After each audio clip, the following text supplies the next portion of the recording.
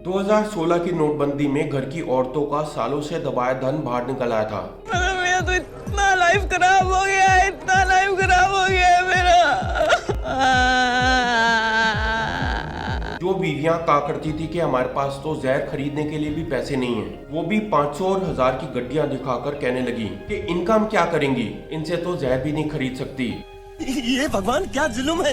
100-200 रुपए के नोटों की तो वैल्यू बढ़ गई थी। बैंक के बाहर लोग घंटों लाइन में लगकर अपने नोट बदलवाया करते थे। किसी ने नदी नालों में अपने नोट बहाए तो किसी के ट्रक भर के नोट सड़क पर पाए गए।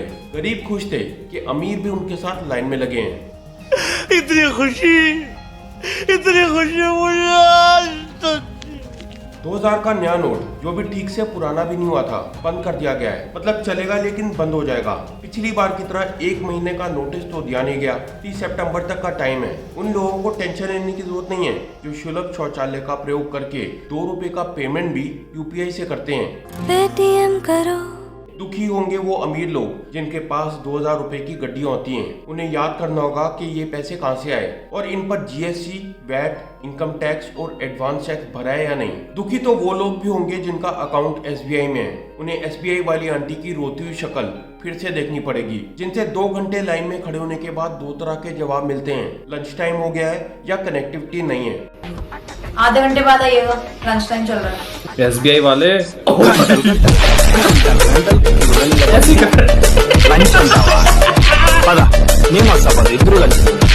इस बार मोदी जी ने टीवी पर आना भी जरूरी नहीं समझा। पिछली बार श्वेता सिंह ने नोटों पर चिप लगाकर सैटेलाइट पर खूब घुमाया था। इसका बड़ा मजाक बना था। वैसे 2000 का नोट हमेशा से ही टेम्पररी था। मोदी जी ने बता दिया था कि 2000 का नोट इसलिए लाया जा रहा है ताकि 1000 के नोटों की कमी महसूस न हो। उसके बाद भी कई संकेत दिए गए कि 2000 का नोट बेटी की तरह पराया धन है। एक न एक दिन उसे आरबीआई के पास चले जाना है। जब 19 मई को ये घोषणा की गई तो एक दिन तो लोगों को समझने में लग गया कि इसका मतलब क्या है और 30 सितंबर तक करना क्या है। 2018 से आरबीआई ने 2000 रुपए के नोट छापने बंद कर दिए थे। एटीएम में भी काफी समय से 2000 रुपए के नोट नहीं निकल रहे थे। तो फिर आखिर लोग जमा कर क्यों रहे थे? विरोधियों का मानना है कि मोदी जी खुद तो कहकर निकल लेते हैं कि कल से ये बंद कर दो, परसों से वो चालू कर दो।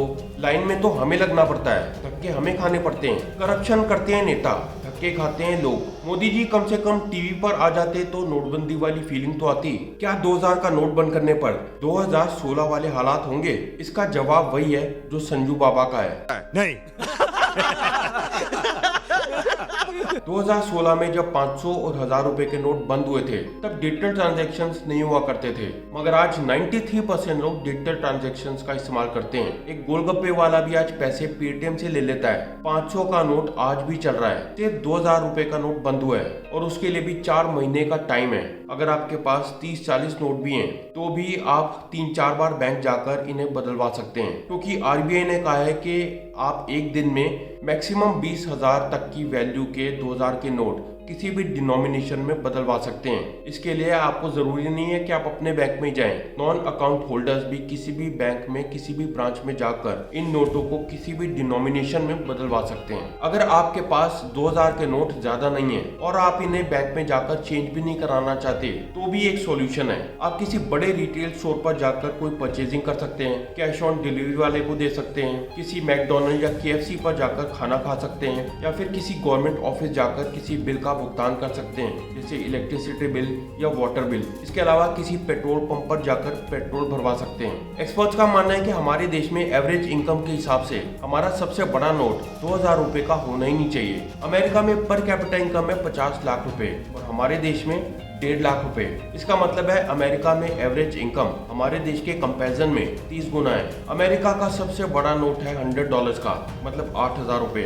हमारे देश में 2000 रुपए, मतलब 4 गुना कम। हमारी इनकम के हिसाब से 2000 का नोट बहुत ज्यादा था। एक आम आदमी इसे यूज ही नहीं कर पाएगा। 2016 में 500 और 1000 के नोट बंद कर दिए गए। उस समय एकदम से नोट सर्कुलेशन में लाने थे, इसीलिए जल्दबाजी में 2000 के नोट छापे गए। कायदे से 1000 और 2000 के नोट तो होने ही नहीं चाहिए। अगर गवर्नमेंट वाकई में ब्लैक मनी और करप्शन को कंट्रोल करना चाहती है तो 500 रुपए का नोट भी नहीं होना चाहिए। तभी जाकर कहीं डिजिटल ट्रांजैक्शंस को और ज्यादा बूस्ट मिलेगा। अगर नोटबंदी ना हुई होती तो डिजिटल ट्रांजैक्शंस का रेवोल्यूशन 5 साल और ना आता। डिमोनेटाइजेशन सही था या गलत, अगर इस बहस में ना पड़े तो एक सच्चाई ये है कि हमारा देश अमेरिका और यूरोप के कई देशों से ज्यादा एडवांस टेक्नोलॉजी इस्तेमाल कर रहा है ऑनलाइन ट्रांजैक्शंस में, और इसकी शुरुआत 2016 के बाद ही हुई थी। इस बार की नोटबंदी को आप 2016 की नोटबंदी से बिल्कुल भी कंपेयर नहीं कर सकते। इसका कारण यह है कि जहां पर 2016 में 500 और 1000 के नोटों को रातों रात बैन कर दिया गया था, उन्हें पिछले 5 सालों में आरबीआई ने 2000 के नोट छापने बंद कर दिए थे।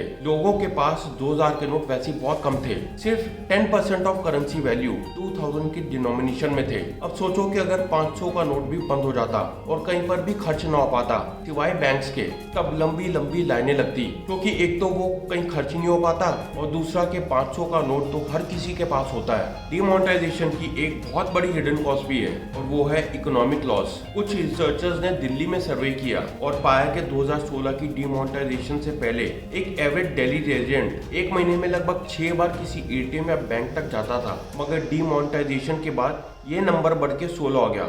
अब अगर हम इसमें बैंक तक जाने का टाइम भी इंक्लूड कर दें, जो होता है एवरेज 23 मिनट्स, और फिर इसके बाद बैंक में जाकर लाइन में खड़े होने का टाइम, जो होता है एवरेज 36 मिनट्स, अगर हम इन सब का टोटल करें तो निकल कर आता है कि दिल्ली के सभी लोगों ने डिमोनेटाइजेशन के बाद लगभग 10.5 घंटे ज्यादा बैंक तक जाने में और फिर वहां पर लाइन में खड़े होकर वेट करने में वेस्ट कर दिए। इसका मतलब है एक दिन के इकोनॉमिक आउटपुट का लॉस। अगर 2000 के नोट को बंद ही करना था तो आखिर सरकार ने इन्हें छापा ही क्यों? मैं आपको पहले भी बता चुका हूं कि जब 2016 में 500 और 1000 के नोटों को रातों रात बंद कर दिया गया था, तो उस समय 86% करेंसी डिमोनेटाइज हो गई थी। उस वक्त जरूरत थी करेंसी नोट्स को सर्कुलेशन में लाने की, और वो भी बहुत जल्द। अब यहाँ पर एक बात समझना जरूरी है, अगर आपको किसी इकोसिस्टम में 10,000 रुपए डालने हैं तो आपके पास 2 ऑप्शन है, या तो आप 2000 के 5 नोट छाप कर डाल सकते हैं या फिर 500 के 20 नोट। अब दूसरे ऑप्शन में आपको 4 गुना ज्यादा मेहनत लगती और आपका टाइम भी ज्यादा कंज्यूम होता। तो इसी वजह से सरकार ने यही सही समझा था कि 2000 के नोट छापकर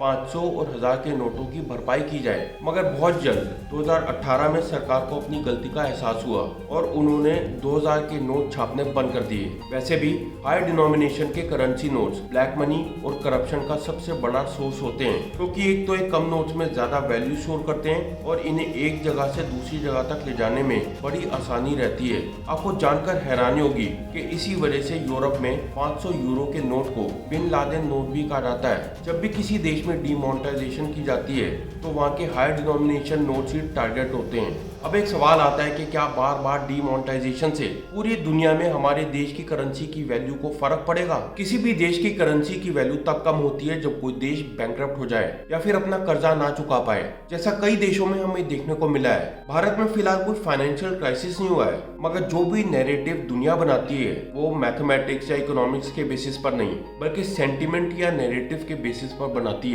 और अगर नैरेटिव सेट होता है कि किसी देश की गवर्नमेंट डिसाइसिव नहीं है, पहले नोट लाती है फिर उसके बाद उसे बंद करती है, तो इससे उस देश की इमेज को थोड़ा बहुत नुकसान हो सकता है। इसी तरह से 2000 के नोट को बंद करने से हमारे देश की इमेज को भी थोड़ा बहुत नुकसान तो जरूर होगा। इस बार की नोटबंदी से हमारे देश की इकोनॉमी पर क्या इफेक्ट होगा? देखिए, लॉन्ग टर्म में तो मुझे नहीं लगता कि कोई इफेक्ट होगा, मगर हाँ शॉर्ट टर्म में बैंक्स के डिपॉजिट बढ़ सकते हैं, उनका कासा बढ़ सकता है। शॉर्ट टर्म में ही सही, मगर कंजम्पशन एक्टिविटी भी बढ़ सकती है। अगर किसी चीज को खरीदना आप अभी तक टालते आए हैं, चाहे वो वॉशिंग मशीन हो या फिर कोई और कंज्यूमर अप्लायंस, तो अपने 2000 के नोटों को खपाने के लिए आप परचेजिंग कर सकते हैं। क्या आपको घबराने की जरूरत है? देखिए, अगर तो आपके पास 2000 के नोट हैं मगर बहुत कम, तो चुपचाप अपने बैंक में जाइए, इन्हें अपने अकाउंट में जाकर डिपॉजिट कराइए या फिर इन्हें एक्सचेंज भी करा सकते हैं। आरबीआई ने कहा है कि नॉन अकाउंट होल्डर्स किसी भी बैंक के किसी भी ब्रांच में जाकर अपने नोट्स को एक्सचेंज करा सकते हैं। इसकी लिमिट है 20,000 रुपए पर डे